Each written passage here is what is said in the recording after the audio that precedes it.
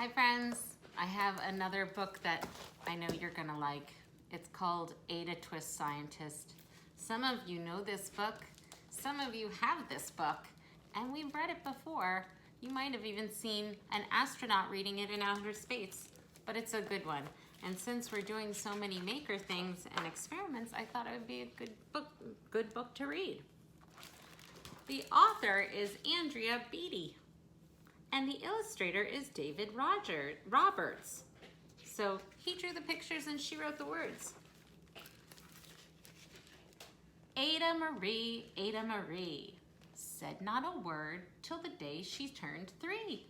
She bounced in her crib and looked all around, observing the world, but not making a sound. She learned how to climb and make her big break. With a trail of chaos left in her wake, she ran through the day, chasing each sound in sight, and didn't slow down till she conked out at night. Where did she fall asleep? Her parents were frazzled, but tried not to freak, as Ada grew bigger and still did not speak. Clearly, young Ada, with lots in her head, would have something to say when it ought to be said.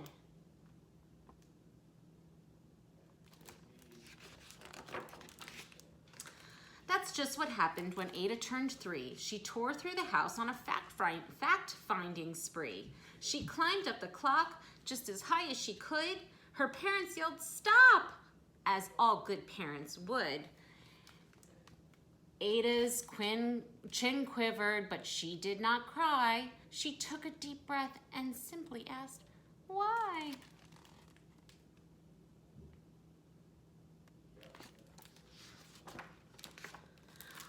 Why does it tick and why does it talk? Why don't we call it a granddaughter clock? Why are there pointy things stuck to a rose? Why are there hairs up the inside of your nose? She started with why and then what, how, and when. By bedtime, she came back to why once again. She drifted to sleep as her dazed parents smiled at the curious thoughts of their curious child, who wanted to know what the world was about. They kissed her and whispered, "You'll figure it out."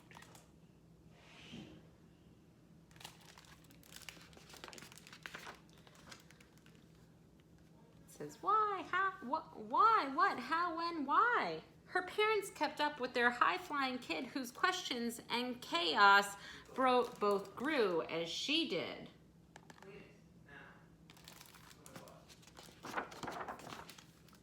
Even Miss Greer found her hands were quite full when Ada's chaos wreaked havoc at school. But this much was clear about Miss Ada Twist. She had all the traits of a great scientist. She's doing an experiment. Ada was busy that first day of spring, testing the sounds that make mockingbirds sing, when a horrible stench whacked her right in the nose, a pungent aroma that curled up her toes.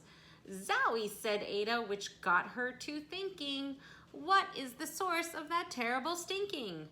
How does a nose know there's something to smell? And why, and does it still stink if there's no nose to tell? She rattled off questions and tapped on her chin.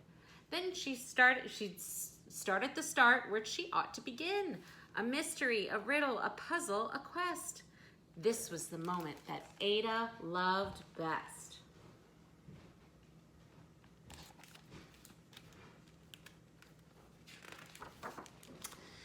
Ada did research to learn all she could of smelling and smells, both the stinky and good. One hypothesis Ada thought could be true. The terrible stink came from Dad's cabbage stew.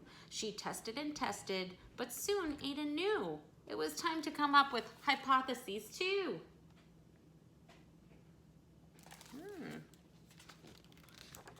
Then zowie, the stink struck again just like that. Hypothesis 2, it's caused by the cat.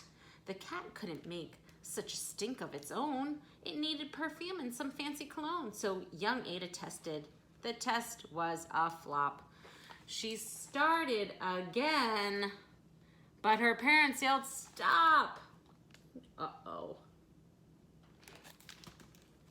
Don't clean the cat that way.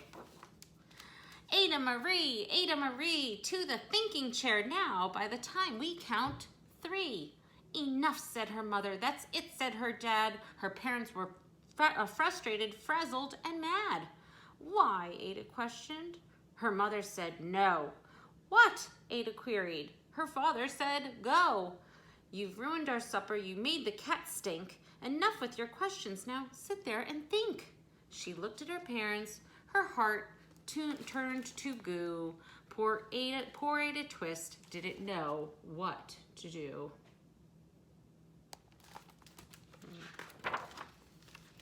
She sat all alone by herself in the hall, and Ada once more could say nothing at all.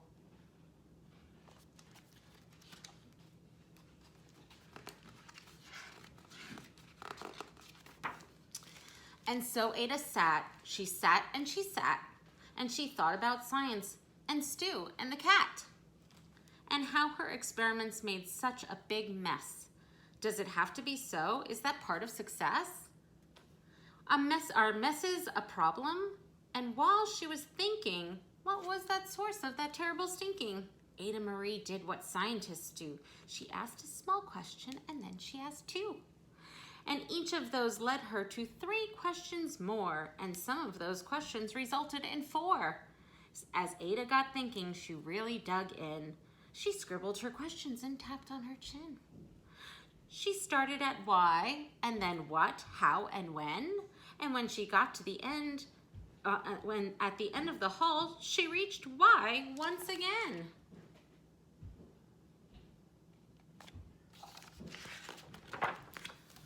Her parents calmed down, and they came back to talk.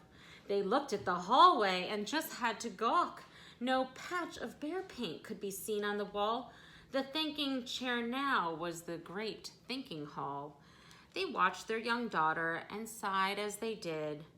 What would they do with this curious kid who wanted to know what the world was about?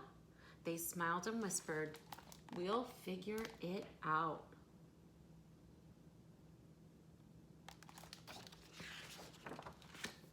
And that's what they did, because that's what you do. When your kid has a passion and heart, that is true. They made their world. Now they're all in the act of helping young Ada sort fiction from fact. She asks lots of questions. How could she resist?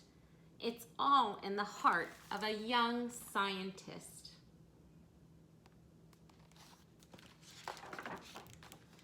And as for the smell, what can Ada do, but what can Ada Twist do but learn all she can with her friends in grade 2? Will they discover the sink that curls toes? Well, that is the question, and someday, who knows?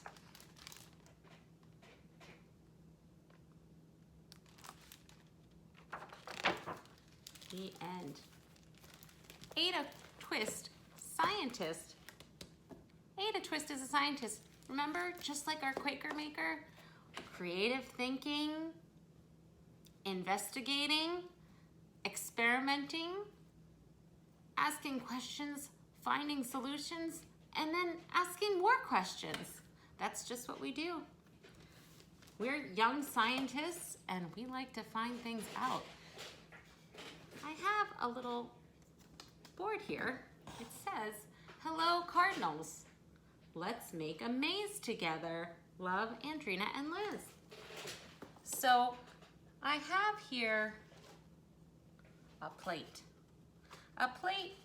Just a plain paper plate, and I had some pasta. So I decided to glue my pasta down. I just used my glue, and I put some glue down, and then I put the pasta and I let it rest until it was dry. It's still a little wet, but I think maybe we could at least try to put the pom-pom through. Let's see. We'll start at the start and get to the end. I'm gonna use my, oh, we went that way, all the way around and back to the start again.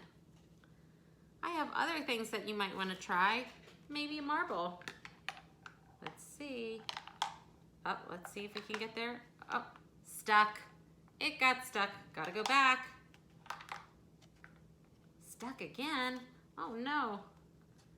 Let's see. Maybe, oh, we went the other way now. So this is a fun little maze to try. You might have other things to do. I had pasta in a plate, and I also had a pizza box. Here is a pizza box, and I think we can make another maze. I have some straws, and I have some tape. Now, kind of like our marble roll, I'm just going to line them up. I put one straw on that side. I'll put one straw next. A third straw back on the other side. And another straw over here. And maybe one more straw.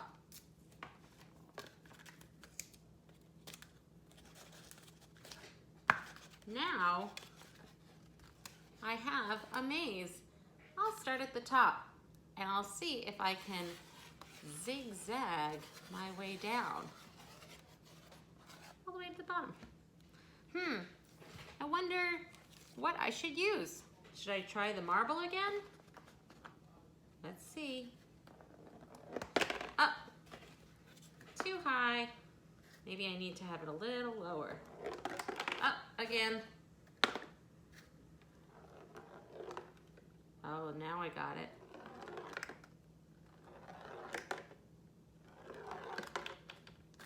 Jump back up. There you go. I got from the top to the bottom. I had something interesting though I wanted to try.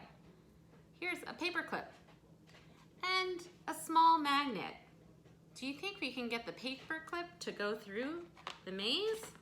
I put the paper clip in the box and I took the magnet underneath. I'm going to see if do you see? The magnet is making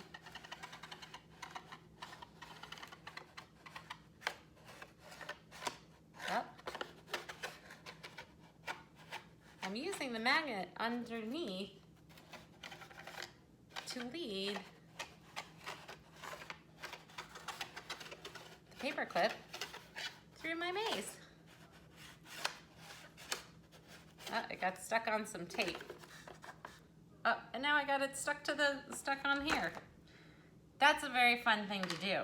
I wonder if you can make a maze. You might want to cut up your straws or make it in a different pattern. I just did this straight pattern, but maybe you're gonna make something different. The last thing I had for a maze is my bag of tubes. I have long tubes, short tubes, tubes that I've cut in half, all different. And I have another box. This was the box that we used to make our chameleon art. Remember when we did some marble rolling? That got me thinking, wow, we could roll a marble or another ball to go through a maze. I'm going to use tape again. My tape is going to hold our tubes. And just like the magnet wall that I made on the door, now I'm gonna do it in a box. Oh, I need to make that tape a little longer, I think. Get the other side. There we go. So I started there. You might wanna make a maze that goes all around, and see if you can get your balls to go through the maze. Or maybe you want to use this time, I thought maybe I would use a pom-pom and a straw. If I put my straw down, do you think I can get it to go through and lead it through the tubes? Let's try. Not quite. Let's do, I'm gonna have to scoot it around.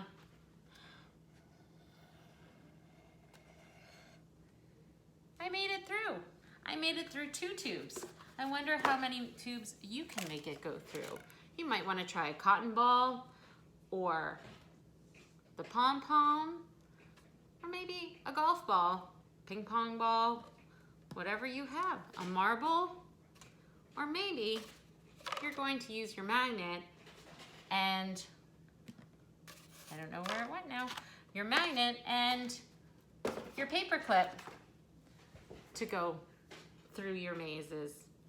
Well, I hope you have fun. I can't wait to see all the things and talk to you about all of the things that you try. And I hope you have a good time asking a lot of questions and finding stuff out. See you soon.